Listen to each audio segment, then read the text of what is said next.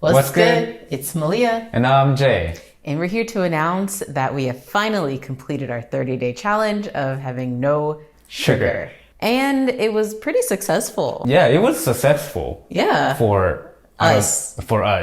But we'll get into the results in a little bit. If you didn't know that we were doing this challenge, you could check out the video here and it'll tell you all of the details that you need to know. But if you're looking for a quick recap, here it is. As a quick recap, for the whole month of January, we challenged ourselves to eat healthily. You start. It's 2021. And we overslept. One of the most common additives in foods that make them unhealthy is sugar. And sugar is tricky. It hides under different aliases so that it slips under the radar. 7 grams of added sugars. Sucrose, glucose, high fructose corn syrup. All of these are symptoms for that one ingredient that makes things so damn good. Ooh! To no surprise, cereals, granolas, and pancake batter had considerable amounts of added sugar. On the flip, we were shocked to see items such as salmon and couscous have added sugar. No, the salmon has 2 grams of added sugar. No. We kept asking ourselves, why would these items have added sugar? And then we decided that we should just make the items ourselves from scratch, just as good with no sugar. Does cheese have sugar? Oh, no, okay. But making all these items is easier said than done, right? Actually, aside from our mild depression that we experienced after day 3. Yes. What's wrong? I guess I don't like oatmeal. So I tried this apple we bought today, and it's not that good. It's soft. I'm really unhappy right now. What are you gonna eat? I don't know. It's day 4, and I woke up just feeling sad. I was thinking about my time in Korea, about how heartbroken I am, about how my time went. But now that I'm thinking about it, is my sadness attributed to having no sugar? I'm not sure. The other day, I felt some jitters and kind of dizziness. And I thought that it was just because of my workout, but I feel like that also could be because of no sugar. Actually, I'm gonna check the symptoms right now. So some mental symptoms of no added sugar are depressed mood, anxiety, changes in sleep patterns, okay, but also cravings, of course. Craving. I have all of them. Depressed, anxiety, changes in sleep patterns, and cravings. After that, we didn't have any depression. Yeah, we were fine. We were super And then we fine. just got super sad, and that was definitely because of no sugar. But once you get over it, Yeah. it was smooth sailing. We started by either getting rid of or setting aside all items that had added sugar. This made it easier for us to resist any urges and keep it out of our sight so we didn't get any wise ideas. We then sought out more whole foods to have fresher ingredients and little possibility to have added sugars when we didn't expect them. We also tried out a grocery delivery company for our meals. We used Every Plate because it was convenient, fresh, and affordable. All other items such as snacks and fruit were bought at a local grocery store. Our final piece of advice that kept us from binging was using stevia, actually. A few baked goods were made from stevia and we thoroughly enjoyed it, actually. It's just like sugar, but natural, so it doesn't count. This helped us not need to binge on sweets, but still satisfy an occasional craving. If you want to see more about our diet and the foods that we ate, be sure to check out the video here because we did do a pretty in-depth video about the foods that we ate, and you can go there and check it out if you're more interested. We also made a point to do some sort of physical activity every day. That doesn't mean that we needed to work out super hard or pump up our muscles every single day, but at least getting up and doing something. And I believe that it really helped us overall with our general health, being able to For sure. do something every single day, that little commitment. Actually, you can't work out every day. You need to have rest day at least once a week because you need time for your muscle to build up when you sleep. So you need to have enough protein, enough sleep, enough rest day. Right. My workout routine is more focused on gaining muscle mass. I did one of the most popular workout, 3-day workout splits. So basically you split the whole body routine into 3 days. One day I'll do is chest, shoulder, and triceps. The next day is back and biceps.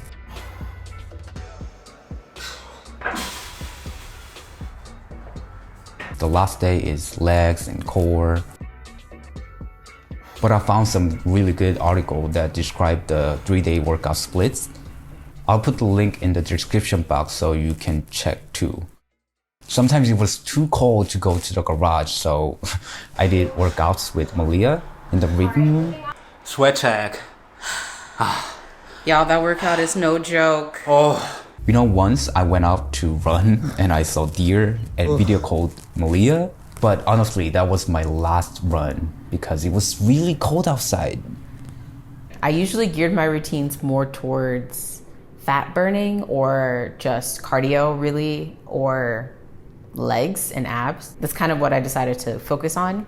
So I did Chris Heria's leg workout.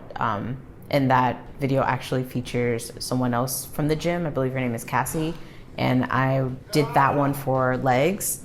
I did Chloe Ting's ab workout, of course. Before it started getting too cold, I would go out into the garage to do a little bit of weightlifting. I would do deadlifts and squats.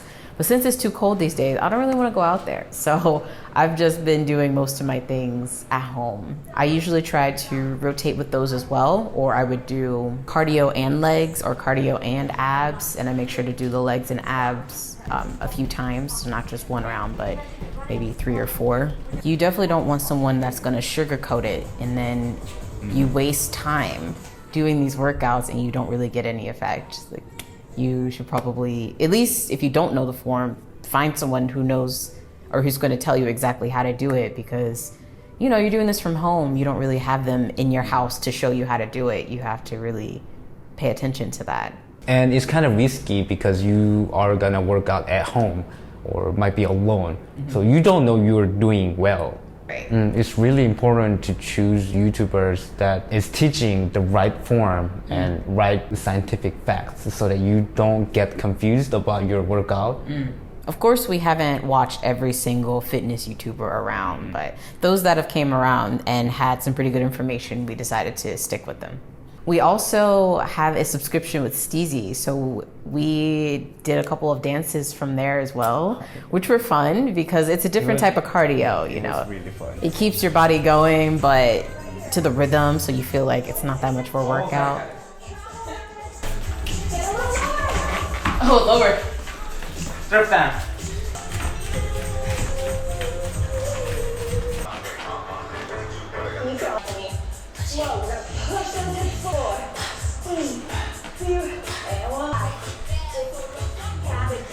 Sweat check.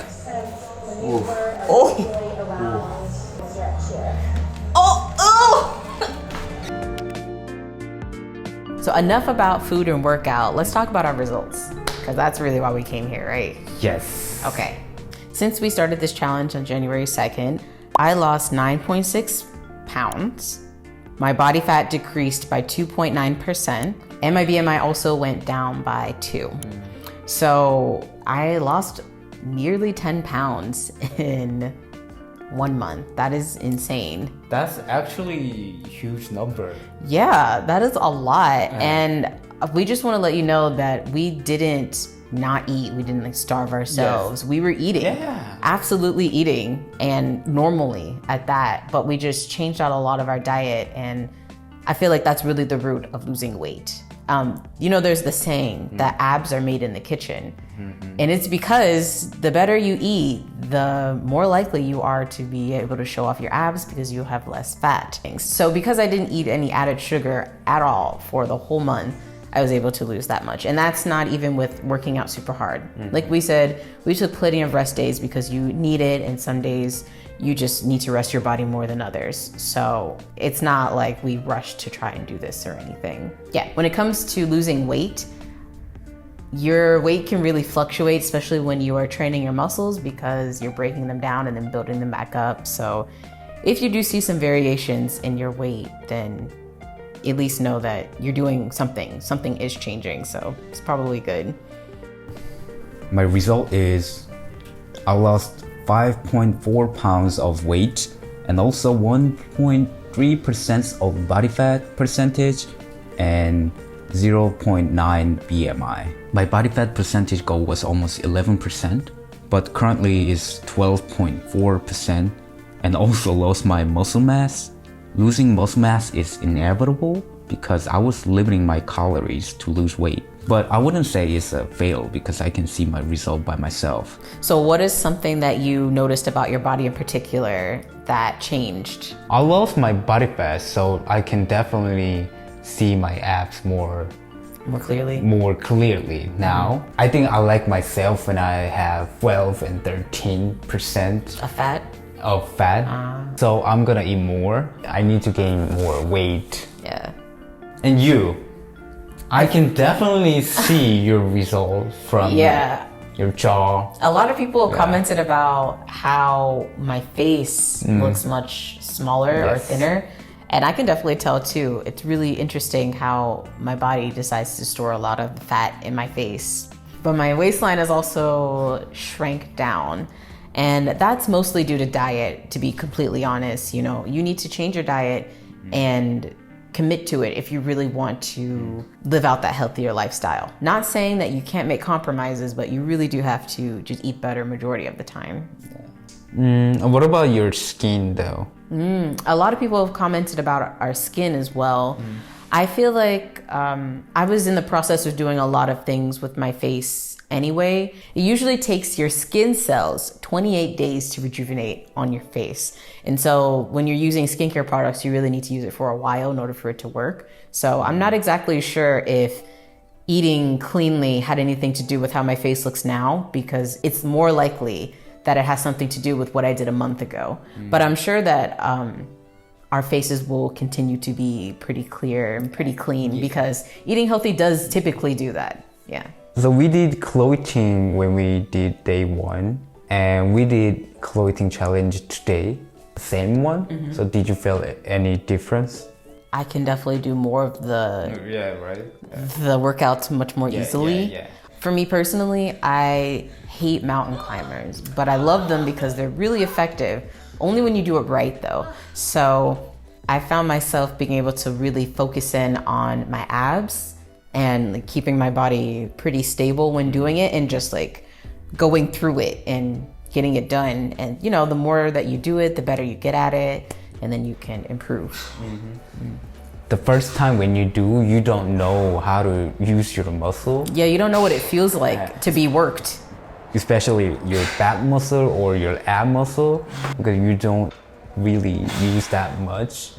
But after doing every day, and then you can squeeze it or crunch it, I feel mentally stronger too. I can push it more harder. Yeah, it's like the discipline, you know, you forcing yourself to do something even if it's not really the thing you want to do, and pushing your body to go further. Okay, it's not bad. It's not bad. 30 seconds. I feel like it helps to, even something simple as like getting up in the morning, like you'll get up and maybe you'll be a little groggy for like an hour. But I feel like most days recently I get up and I feel a little bit better. I can start my day a little bit more quickly because I just feel healthier. You know, I just feel like I have more energy. I just feel much better. Yeah. After this challenge, I think we are gonna keep doing it. Like, we can't do 100% no sugar, but 100% sure we're gonna use low sugar. Yeah, we'll definitely continue to implement things that we've been doing into our lives for the future, because It's we found that it wasn't too difficult for us to not incorporate added sugar. So what did we do after the challenge? After the challenge, we definitely did eat out, and we ate something like B-dubs and Indian food. But you know, because it's our first time, and we definitely just wanted to just enjoy it. And those kind of food were fine because it's just like meal. What I'm afraid of is snacks, like sweet snacks. So we ate the ice cream, chocolate fudge brownie ice cream from whatever. Yeah. And it had like 70 grams of sugar. In the whole container, but still, that's a lot. After we ate B-dubs and even Indian food, I felt kind of like unnecessarily bloated. Yeah. And I was like, this is it. This is why we weren't eating that way, because it doesn't make you feel that great. Like, of course it's tasty, but now I'm less inclined to eat it more often because I don't feel as great as I do. I mean, that's the thing too. So when I ate the chocolate brownie ice cream, I felt super guilty about it. Yeah. And I felt weird. Yeah. And I don't know if it's because it's from guilty or the sugar high. And Coke too. I drank normal Coke today, which has 39 grams of added sugar. And I drank it, half of it, with ice, and I felt super weird. Really? Like my stomach was like, oh, What is that? oh. I felt super guilty, and I think I'm not gonna drink ever. I'm gonna drink only Coke Zero. Wow. Seriously. Okay. Change is happening. Please leave a thumbs up if you found this video helpful. We know that a lot of us are on the grind to be a better version of ourselves. So we hope that us going through this process will help you achieve your goals. We'll be doing more monthly challenge from now on, so make sure to subscribe so you can be part of our journey too. Thanks for watching. See you later.